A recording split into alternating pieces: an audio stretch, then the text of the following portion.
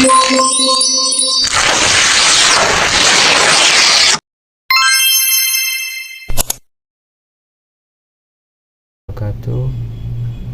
Muhammad Farhan Febrian dari kelompok 6 NPM 2104006. Saya akan menjelaskan perkembangan kurikulum pendidikan di Indonesia.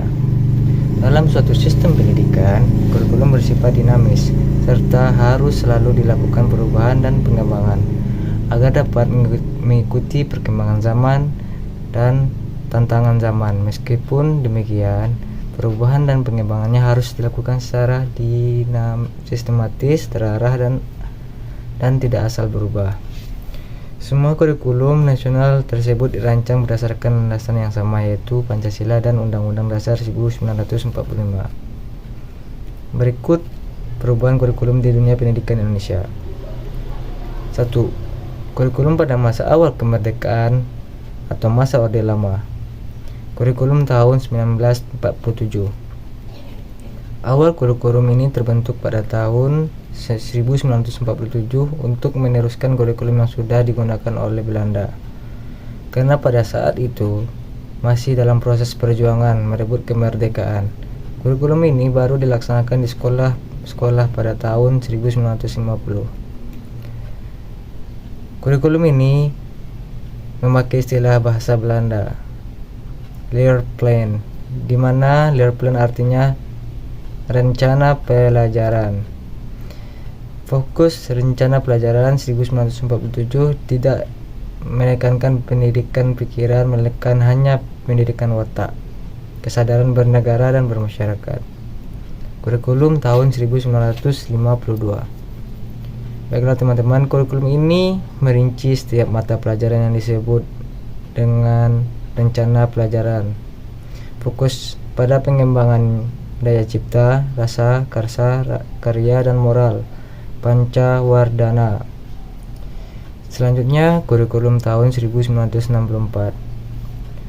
Kembali diperbarui dengan kurikulum ini, pemerintah mempunyai keinginan agar rakyat mendapat pengetahuan akademik untuk pembekalan pada jenjang SD, sehingga pembelajaran dipusatkan pada program Pancawardhana, yaitu pengembangan moral, kecerdasan emosional dan artistik, keprigelan, keterampilan, dan jasmani.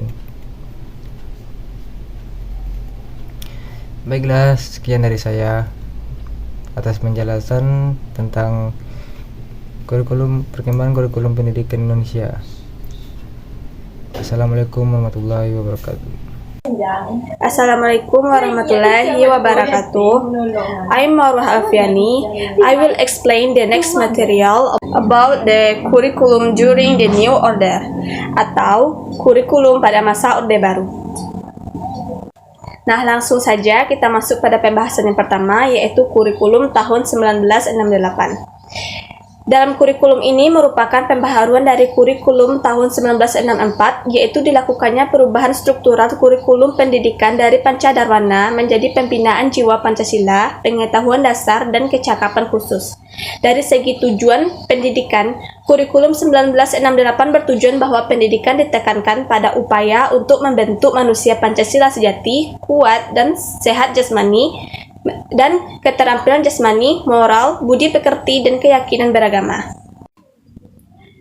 Menurut Winarso tahun 2010, isi kurikulum tahun 1968 secara umum dikatakan, kurikulum harus mencerminkan jiwa mukadimah Undang-Undang Dasar 1945 dan isi Undang-Undang Dasar 1945. Dengan demikian, kurikulum harus menjadi pelaksanaan UUD 1945 di bidang pendidikan dan melalui pendidikan.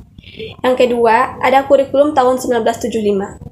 Kurikulum ini sebagai pengganti kurikulum 1968. Kurikulum 1975 menekankan pada tujuan agar pendidikan lebih efisien dan efektif. Menurut Ahmad, dalam Winarso 2015, ada 5 prinsip dalam mengembangkan kurikulum di tahun 1975, yaitu yang pertama, prinsip fleksibel, program dengan penyelenggaraan pendidikan keterampilan yang menganut prinsip fleksibilitas dengan mengingat ekosistem lingkungan, kemampuan pemerintah, masyarakat, dan orang tua dalam menyediakan fasilitas yang memadai.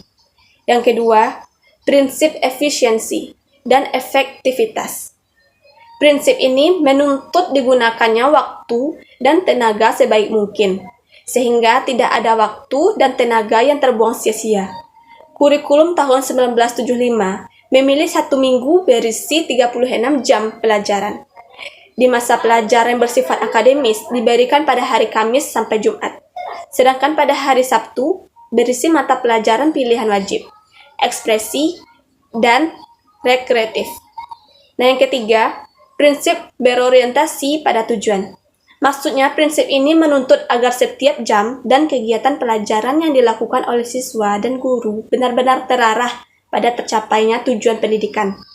Nah, yang keempat, prinsip kontinuitas. Prinsip ini menuntut agar penyusunan kegiatan belajar mengajar selalu memperhatikan hubungan fungsional dan hierarkis, sehingga tidak terjadi pengulangan yang membosankan atau pemberian pelajaran yang tidak dapat diserap oleh para siswa, karena mereka tidak memiliki dasar yang kokoh. Nah, yang kelima, prinsip pendidikan seumur hidup. Maksudnya, prinsip ini mengandung makna bahwa masa sekolah bukan satu-satunya masa bagi setiap orang untuk belajar, melainkan hanya sebagian dari waktu belajar yang akan berlangsung seumur hidup. Next, kurikulum tahun 1984. Dan di dalam kurikulum ini mengusung proses skill approach. Meski mengutamakan pendekatan proses, tapi faktor tujuan tetap penting. Posisi siswa ditempatkan sebagai subjek belajar dari mengamati sesuatu, mengelompokkan, mendiskusikan, hingga melaporkan. Model ini disebut cara belajar siswa aktif atau CBSA, atau Student Active Learning. Terdapat gagasan yang dimunculkan oleh kurikulum 1984 yang memiliki karakteristik berbeda. Keperbedaan tersebut mencakup, menurut Winarso 2015, yang pertama, dari segi organisasi dan bentuk kurikulum, terdapat penyederhanaan matriks GBPP menjadi satu matrik, namun menampung acuan yang diharapkan guru dalam hal metode dan evaluasi. Dan yang kedua, dari segi pendekatan belajar mengajar, dikembangkan keterampilan proses cara belajar siswa aktif. Nah, yang ketiga, dari segi adanya unsur baru dari GBHN yang belum tertampung oleh kurikulum 1975. Dimunculkanlah bidang studi baru yaitu Pendidikan Sejarah Perjuangan Bangsa atau PSPB. Nah, yang keempat, dari segi kesenjangan antara tamatan sekolah dengan lapangan kerja, disempurnakannya materi keterampilan khusus dan ranah diolah pengembangan gagasan muatan lokal, yaitu pengalokasian sejumlah waktu bagi kegiatan belajar yang berupa keterampilan yang berkembang di lingkungan setempat meliputi lingkungan sosial, alam, dan budaya. Oke, next. Kurikulum tahun 1994 dan suplemen kurikulum 1999. Kurikulum 1994 lebih fokus kepada upaya memadukan kurikulum-kurikulum sebelumnya, dari muatan nasional hingga lokal. Materi muatan lokal disesuaikan dengan kebutuhan daerah masing-masing, misalnya bahasa daerah, kesenian, keterampilan daerah, dan lain-lain.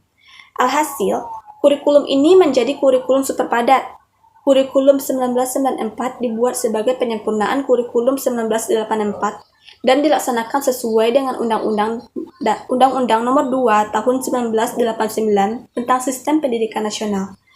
Hal ini berdampak pada sistem pembagian waktu pelajaran, yaitu dengan mengubah dari sistem semester ke sistem caturwulan. Dengan sistem caturwulan, yang pembagiannya dalam 1 tahun menjadi 3 tahap diharapkan dapat memberi kesempatan bagi siswa untuk dapat menerima materi pelajaran cukup banyak. Okay, the next material will be explained by Meta. 3. Kurikulum selama era reformasi. A. Kurikulum tahun 2004 atau KBK. Kurikulum 2004 memiliki nama lain yaitu KBK, kurikulum berbasis kompetensi. Kurikulum berbasis kompetensi merupakan konsep kurikulum yang menekankan pada pengembangan kemampuan melakukan kompetensi, tugas-tugas dengan standar performansi tertentu sehingga hasilnya dapat dirasakan oleh peserta didik, berupa penguasaan terhadap seperangkat kompetensi tertentu. Menurut Winarso pada tahun 2015 mengemukakan karakteristik dari KBK sebagai berikut. Yang pertama, menekankan pada ketercapaian kompetensi siswa yang baik secara individual maupun klasikal. Yang kedua, berorientasi pada hasil belajar atau learning outcomes dan keberagamaan. Yang ketiga, penyampaian dalam pembelajaran menggunakan pendekatan dan metode yang bervariasi. Yang keempat, sumber belajar bukan hanya guru tetapi juga sumber belajar lainnya yang memenuhi sumber edukatif, dan penilaian menekankan pada proses dan hasil belajar dalam upaya penguasaan atau pencapaian suatu kompetensi. Kurikulum berbasis kompetensi KBK mempunyai beberapa keunggulan. Yang pertama, bersifat alamiah atau konseptual. Yang kedua, KBK boleh jadi mendasari pengembangan kemampuan-kemampuan lain. Yang ketiga, ada bidang-bidang studi atau mata pelajaran tertentu yang dalam pengembangannya lebih tepat menggunakan pendekatan kompetensi, terutama yang berkaitan dengan keterampilan. Winarso pada tahun 2015 mengidentifikasi prinsip-prinsip dalam pengembangan KBK, yaitu yang pertama, keimanan, nilai dan budi pekerti luhur. Yang kedua, penguatan integrasi nasional. Tiga, keseimbangan etika, logika, estetika, dan kinestetika. Yang keempat, kesamaan memperoleh kesempatan. Yang kelima, abad pengetahuan dan teknologi informasi. Yang keenam, pengembangan keterampilan untuk hidup. Yang selanjutnya, belajar sepanjang hayat, berpusat pada anak dengan penilaian yang berkelanjutan dan komprehensif, dan pendekatan menyeluruh dan kemitraan. 4. Kurikulum tahun 2006 atau KTSP. Kurikulum yang terbaru adalah kurikulum 2006, yaitu KTSP, yang merupakan perkembangan dari kurikulum 2004 KBK. Kurikulum 2006 yang digunakan pada saat ini merupakan kurikulum yang memberikan otonomi kepada sekolah untuk menyelenggarakan pendidikan, yang puncaknya tugas itu akan diemban oleh masing-masing pengampu mata pelajaran, yaitu guru. Sehingga seorang guru di sini benar-benar digerakkan menjadi manusia yang profesional yang menuntut kreativitasan seorang guru. Yang keempat, kurikulum 2013 dan revisinya. Dalam kurikulum 2013, standar kompetensi lulusan seperti apa yang diinginkan akan membentuk mata pelajaran. Jadi, apa yang menjadi kebutuhan di zaman sekarang dan mendatang itulah yang akan diberikan.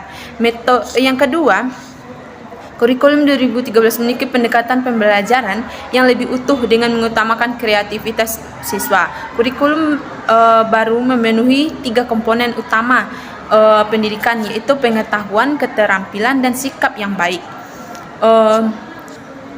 Ketiga, kurikulum 2013 dirancang berkesinambungan antara kompetensi yang ada di SD, SMP, hingga SMA. Intinya, dalam kurikulum 2013, setiap peserta didik dituntut kreativitas dan inovatif karena kedepannya temuan dan kreativitas yang menjadi andalan. 5. Kurikulum selama masa pandemi atau new normal, atau kurikulum darurat sementara. Prinsip utama dalam kebijakan pendidikan di masa pandemi COVID-19 adalah 1. Kesehatan dan keselamatan peserta didik, pendidik, tenaga kependidikan, dan keluarga dan masyarakat merupakan prioritas utama dalam menetapkan kebijakan pembelajaran. 2. Tumbuh kembang peserta didik dan kondisi psikososial yang menjadi pertimbangan